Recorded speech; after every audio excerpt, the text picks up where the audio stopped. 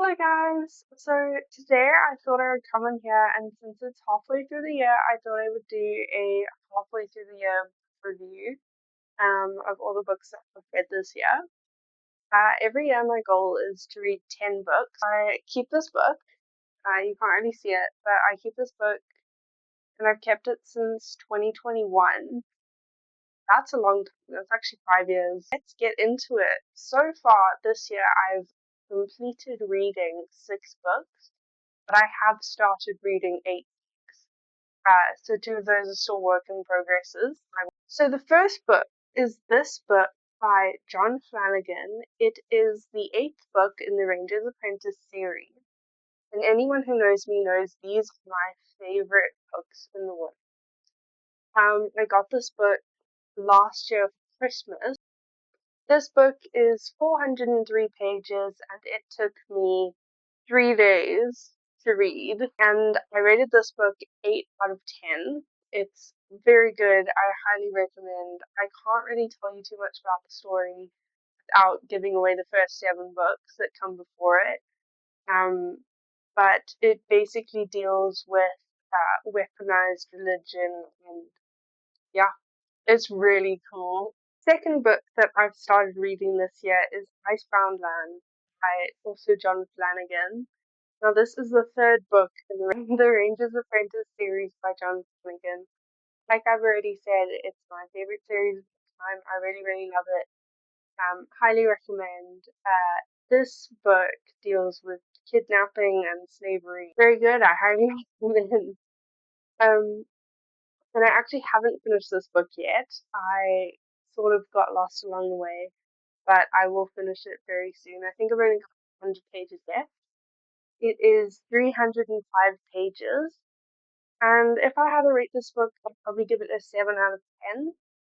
Honestly, it's not my favorite book in the series, but all of his books are good. So, the 3rd book, I don't have the physical copy of anymore because I took it out from the library and obviously I've returned it.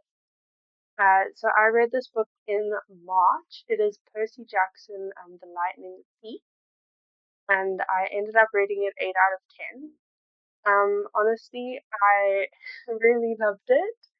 So it took me 2 weeks to read this book because I read it very slowly. It's especially written very well for, let's say, like young teenagers who are looking to get into reading, don't really have the concentration or the discipline. Because it's very entertaining.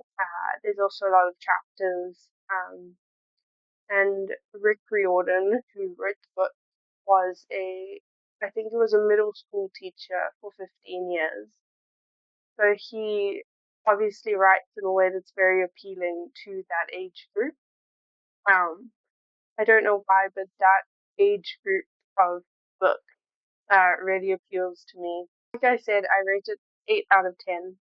I'd highly recommend, especially if you are young and looking for more books to enjoy. The 4th book that I've started reading this year is Outlander. Now, I started watching the series Outlander the middle of last year. I think it was around this time last year.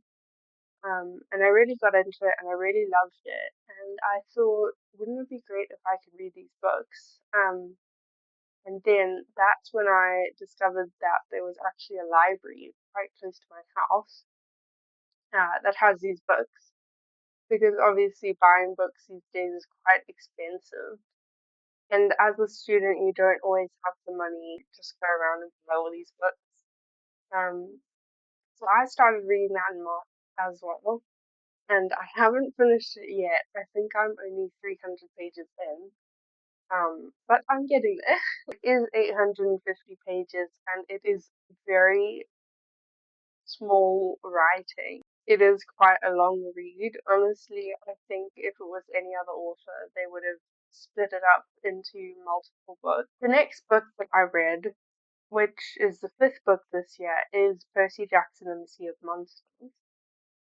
This is the 2nd book, Percy Jackson and the Olympian series by Rick Riordan.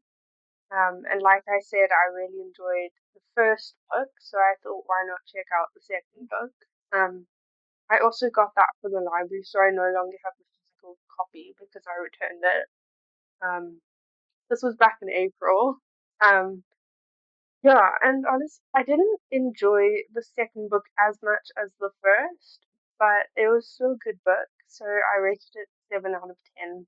The next book I read was in May. This is the sixth I've read, and it is Percy Jackson and the Battle of the Labyrinth. Now, I made a mistake when I took these books, and I accidentally took them out in the wrong order because Percy Jackson and the Battle of the Labyrinth is actually the fourth book in the series, not the third book. So I read it and I was so confused why he had left out so many important pieces of information. But once I was halfway through, I figured out that there obviously has been a mistake and I must have missed a book. So I still really enjoyed the book, but I was missing quite a few essential pieces of information.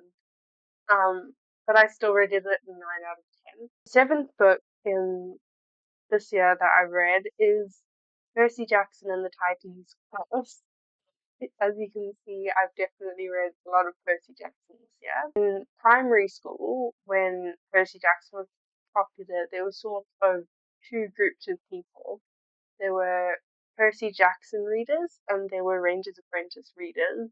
And I was obviously a Ranger's Apprentice reader. So it felt a bit like a betrayal to pick up a Percy Jackson book. But now that I'm older, I've gotten over that and I wanted to experience them for myself before I make any judgments. And I'm really glad that I've done that because it turns out that I really, really love these. Rick Riordan's writing is very age accessible to any age. I think he paints very vivid pictures, very colourful pictures with his writing. There are a few points in his writing where it sticks out that it is written for a younger audience, but once again, that's just him being good at his job and me reading them an age older than I was probably supposed to. Anyway, Percy Jackson and the Titan's Curse was also very good. I thought it was less good than The Battle of the Labyrinth, so I only rated it an 8 out of 10. And now we get to the last book, the final 8th book that I've read this year or started reading, which is Percy Jackson and the Last Olympian. Now, this was probably my favorite Percy Jackson book. I thought it really wrapped things nicely, but still left a bit of space for if there was a spin-off series it could happen, which I think there is. I think I will probably check that out later this year. I rated this book a 9 out of 10. In this book that I have, that I keep track of all my readings in, I really have a 10 out of 10.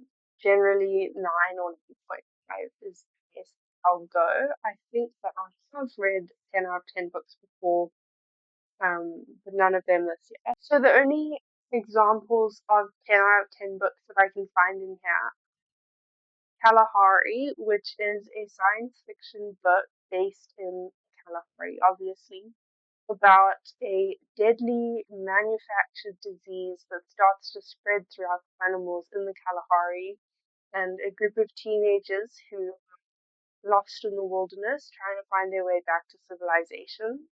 And they stumble across this disease and it all unfolds from there. I've actually read this book twice now. I'm not generally one for science fiction, but this book was really well written. I would definitely recommend it. No matter what genre you generally read. And then another example of a 10 out of 10 book that I found is a book called Between the Shades of Grey. Now, I know that sounds a lot like a very dodgy series that is popular, but it's not a part of that series. It is about this girl in Soviet Russia who escapes or tries to escape along with her family from the communists, but essentially is captured and is taken to a Russian gulag in Siberia. And it really it paints a vivid picture. I must say that I probably didn't read any books for like a month to this because I couldn't find one quite as good. It's a very devastating book and it just really very well depicts starvation and slavery and just so many horrible things that have happened in the past. And it really opened my eyes to a whole different side of the Cold War and of the Soviets and the brutality of Soviet Russia. Um, I'm quite the history buff, so it definitely tickled my fancy. I always liked to read historical fiction. Anyway, so that is all that I have for today. My next few reads are going to be the 3 books in the next series that Riordan wrote, which I don't know the name of, but I know it encompasses the Egyptian gods and Egyptian mythology. So I'm quite excited to learn some things and to discover a different side of mythology because I feel that we do focus on the Greeks and Romans quite a bit. Anyway, that is all for today. I hope you enjoyed this video. I know the camera quality is not that great and I apologize. I hope the sound quality is a little bit better. Let me know if you prefer this format or format that I've been following previously. Anyway, bye, thanks for watching.